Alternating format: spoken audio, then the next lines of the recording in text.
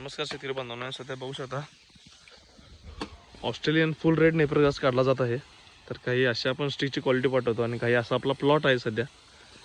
तर जे व्यक्ती काढत आहे त्यांची उंची किमान 5-5.5 फूट आहे। तर आपल्या गवताची उंची बघू शकता। काही अशा पद्धतीने आपण माल काढत आहे आणि सध्या तिकडे स्टिक काढले जातात।